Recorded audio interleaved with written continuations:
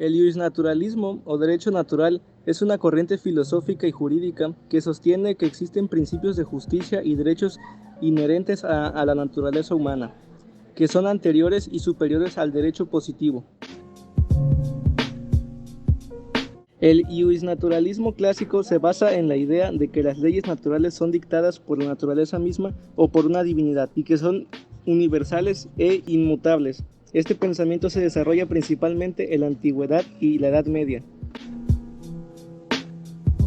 Hizo una síntesis entre la cultura griega y romana, postulando, con referencia a los principios del estoicismo, que el derecho natural es la ley de la razón humana, que se dan a conocer en la indagación misma de la naturaleza humana.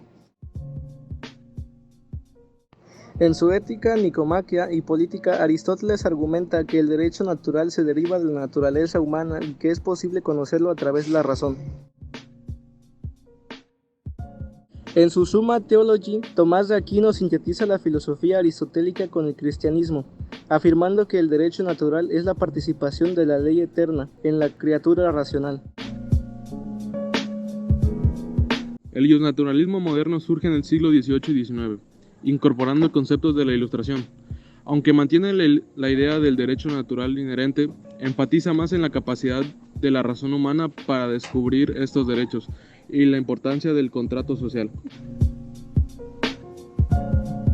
En su obra Leviatán, Hobbes describe el estado de la naturaleza como la situación de guerra de estos contra todos, donde los derechos naturales es el derecho de la autoconservación.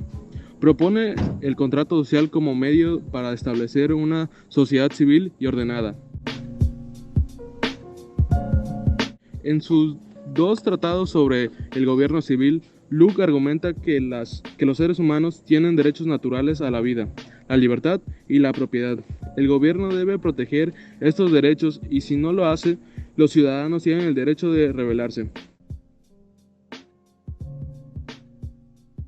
En el contrato social, Rousseau plantea que los seres humanos son inherentes buenos, pero la sociedad los corrompe. Propone un contrato social donde los individuos se unan en la voluntad general para crear leyes que reflejan el bien común. Posmodernidad. La posmodernidad es un movimiento filosófico y cultural que surge a mediados del siglo XX, en reacción y como crítica a las ideas y conceptos de la modernidad. La modernidad, que se desarrolla desde el Renacimiento y alcanzó su apego durante la Ilustración, se caracteriza por la creencia del progreso, la razón, la ciencia y los grandes relatos que pretendían ofrecer explicaciones totales y universales de la realidad, como el marxismo, el cristianismo y el racionalismo. Se distinguió por el advenimiento de nuevas formas de analizar las relaciones humanas. En especial, la filosofía se centró en esta cuestión desde el siglo XVIII, con los llamados hermeneutas de la sospecha de las instituciones y las ideas. Los pensadores del siglo XX continuaron con la tarea de analizar el entorno económico, político y social en la edad contemporánea, por lo que la ruptura implicó desarrollar nuevas formas de análisis para esos rubros, especialmente desde los grupos guerreros mundiales que asolearon el planeta y demostraron que el raciocismo, como idea del progreso de la humanidad, había fracasado. Desarrolla el término modernidad líquida para referirse al constante cambio, fluidez, adaptación y flexibilidad de las cosmovisiones que se gastan en la época.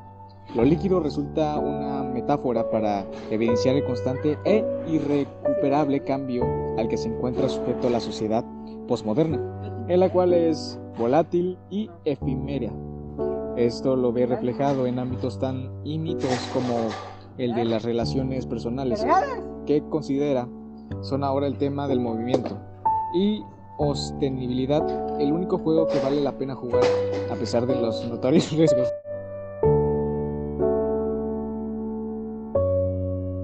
Se ha llevado los ideales del espíritu de la edad contemporánea a la filosofía alemana, al reinterpretar los conceptos de la filosofía tradicional, declarando la muerte de esta en su crítica de la razón cínica, parodiando a Immanuel Kant. El Dr. Dick critica el humanismo en el sentido de considerarlo una utopía ingenua, pues el discurso tradicional filosófico buscaba domesticar a las masas mediante la lectura. Con sus textos, el pensador busca desenmascarar la realidad y transformar las falsas ideologías. Ya para 2007, Sloterdijk publica El celo de Dios, en donde hace una osada crítica comparativa de las tres religiones monoteístas imperantes en el mundo: judaísmo, cristianismo e islam. También en Esferas y normas para el parque humano desarrolla el tema de la tecnología mezclándolo con referencias de Cicerón, Jean-Paul Sartre, Nietzsche, Martin Heidegger y otros más.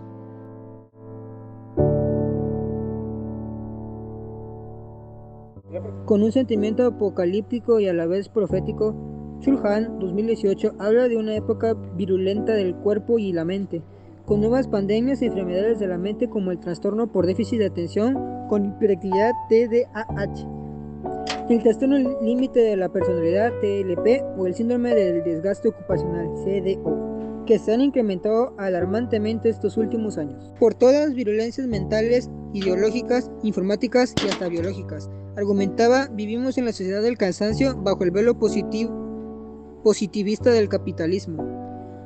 La sociedad cansada por todo lo anterior es una sociedad enferma que bajo la fórmula del positivismo encuentra fórmulas de violencia social como la venganza, lo íntimo y la reserva. La sociedad de rendimiento, por el contrario, produce depresivos y fracasados.